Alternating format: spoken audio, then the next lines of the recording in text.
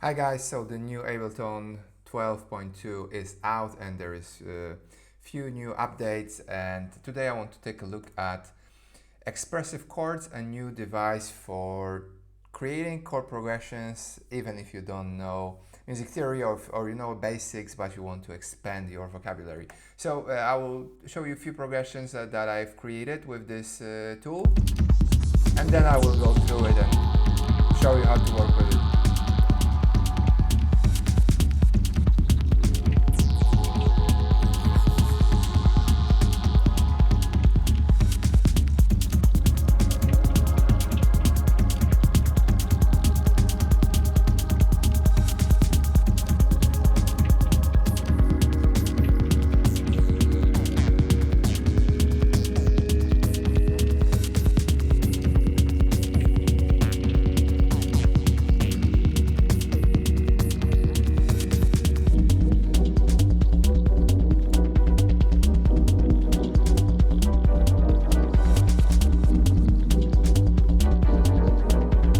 Alright, by the way, all the sounds of these pads and Atmos were created with Hypnotic Techno free racks. Link to download the selected pack is in the description, as long as a lot of MIDI clips and different devices for great techno sounds for your projects. Okay, so let's load some new instance. Let's take this, for example, this melt pad. Let's copy this clip, duplicate, just to show you how it works, and I'm going to drop a new instance of Expressive Chords. I have it already in my... So what you have to do is actually go to packs, and in packs here, available packs, download the pack with Expressive Chord tool, and then you're gonna have it over here. So I'm just dropping it here. I've added it to my collections. Here is my tools. So I've added it because I'll be using it. I love it. I had a bit of play this morning and I loved it. So how it works is you have to enable a MIDI, and right now you have different like a chords assigned to these buttons, and they all start like from C1, I guess. Yes, so we can actually look at the MIDI, the piano roll. Yeah, so C1 is our first note, and then it go all up to C3, C4. Yeah, we don't have anything. So C4, 4 octaves. Okay, so what we can do now is actually experiment. Just play the beat. Let's play the beat for this one and experiment with something. That's good.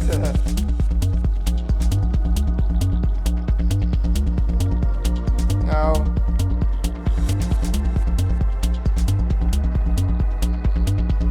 Okay, so what we can do is actually we can tune this device. So our bass line is roughly on G, or no, A flat, A sharp. Okay, so let's tune it. So actually we will raise it.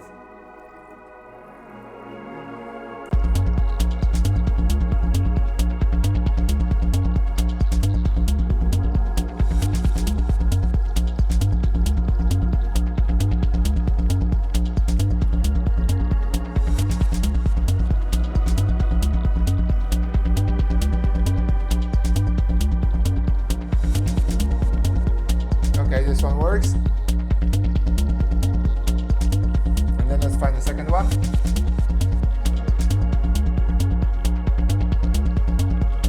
And the third one. Okay. So basically what we can do is we can capture MIDI and see the last 3 notes I play. It really didn't matter. Okay, the notes matter because they trigger different chord that is assigned here. So this will be our progression. You see just one note.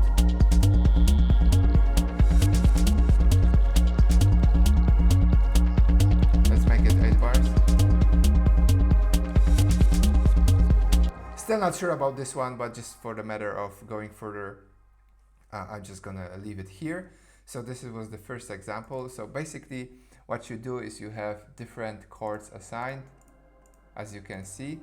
So then it's a matter of finding the right sound and then experiment with transposing the chords, so they kind of like match different instruments and harmonies you have in the inside of your project. What you can do more, there's like tons of cool presets with different chords being assigned. There is actually one called Detroit Techno, which I found quite interesting. Let's go Detroit. Yeah, Detroit Techno. Let's see how that's gonna sound.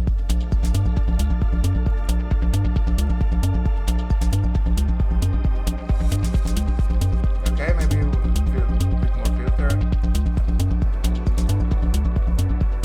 Okay, that last one sucks.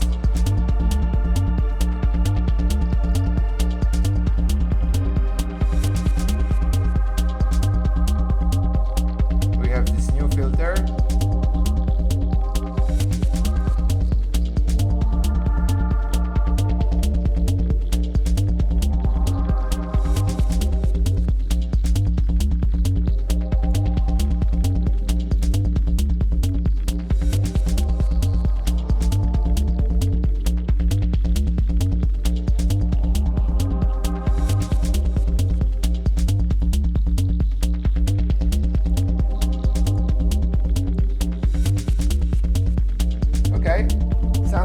Sounds really nice.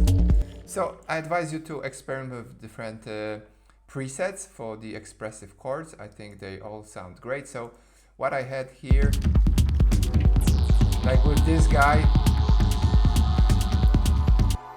I experimented with the presets called Impressionist, and I basically just play one chord.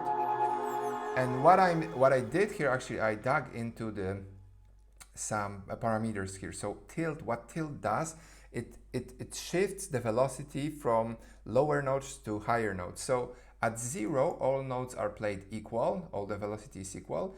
If we raise it, then we will articulate, give more expression, more velocity to higher notes and less velocity to lower notes. So it's like you would play the chord differently and it would give you a different tone. So what I did is I assigned an LFO that changed that tilt so that one note, I'm only playing one note, meaning one chord, it's hit with different expressions. So the different notes will be hit with different velocity, and that gives a bit of a variation.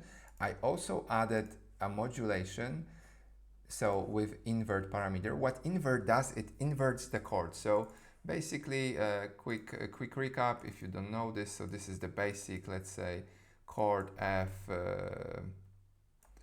major, yeah, 1, 2, 3.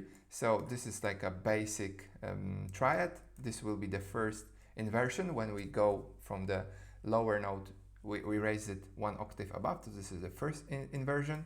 And if we take the second note as well and raise it, this is going to be our second inversion. So currently we have the same chord but being played differently, like different octaves for different notes. So what we can do with this guy and this tool, so we can create an inversion for the chords we have here, like the diminished 7. We can actually look at how this chord is.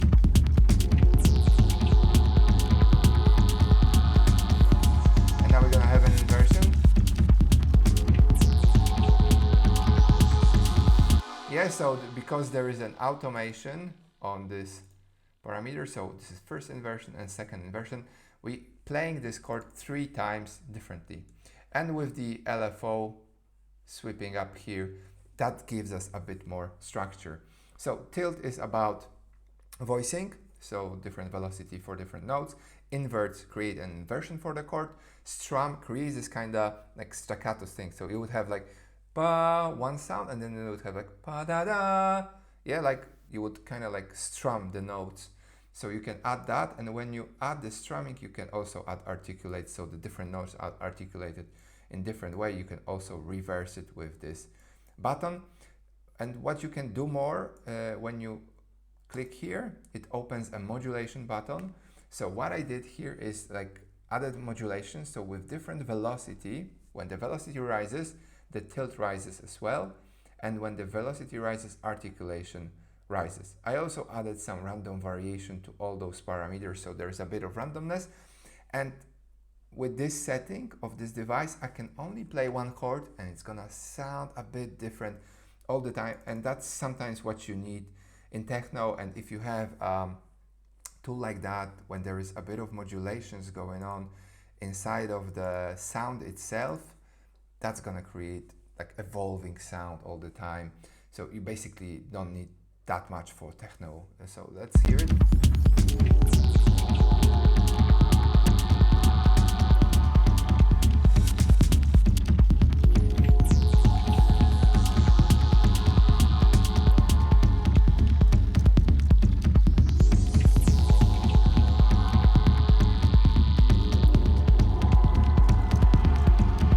Yeah, and if I add a bit of modulation, that's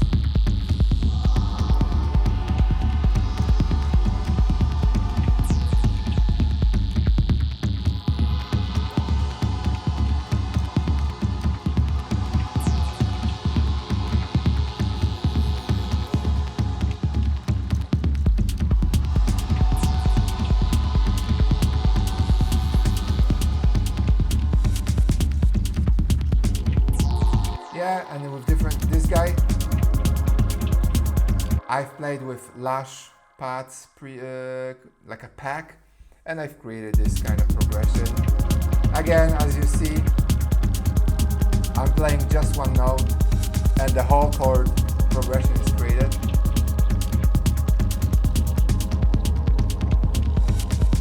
And then it's really easy to create variations. I just change one note.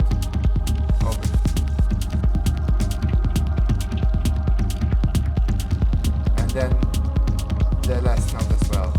So I know a bit of music theory, I know how to create triads, I know sustained chords and so on, but I would never create that chord progression, which is very, I would say, advanced, developed, and sounds really good, and you can basically build a track around this. I already can hear that this could be a tune, and I'm probably gonna finish that. So then the next one, get a techno pad. Again, as you can see, I was just experimenting with some, and I found the one that I liked.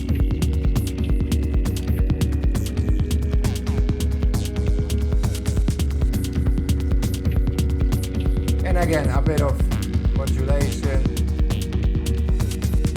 Let's add a bit of randomness, maybe a lot.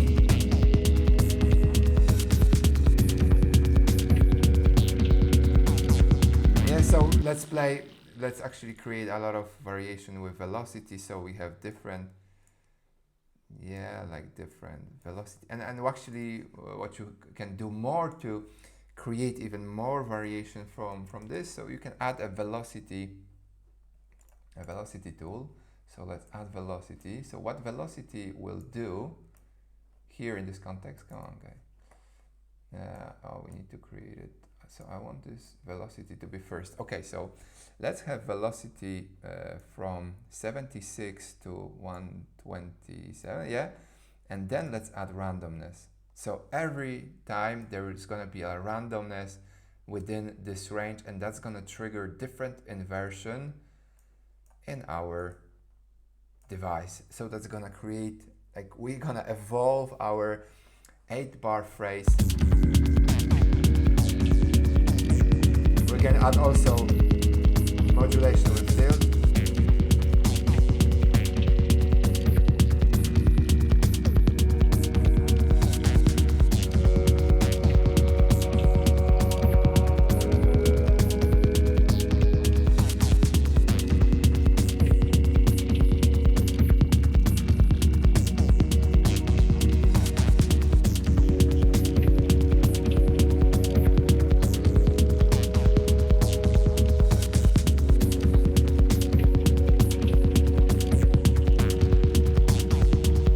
Okay, and the last example was more like,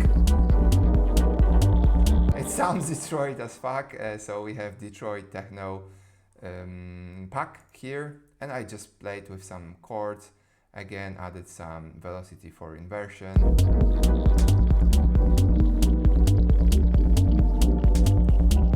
Okay, now without this one.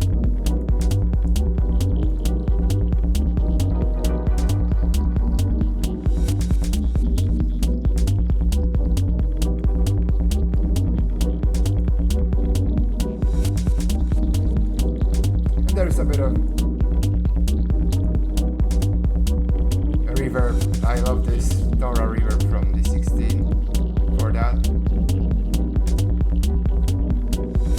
Yeah, so this is the new Expressive device. How is it called? Expressive Tool? Expressive Chords. Expressive Chords. I love it. I think if you're after this kind of lushy, ethereal thing and you want to add some emotion, some like, you know, transfer your listener to some different world with paths, with some atmos, I think this is a great tool to spark your curiosity. And you can always look up the chords that's being played, and if you like them, like, you can draw the notes and then create some variation if you know them. So I think this gives just as the sequencer does it for the notes, I think this device does it for the chords. Yeah, sequencer does it for the notes. This device does it for the chords.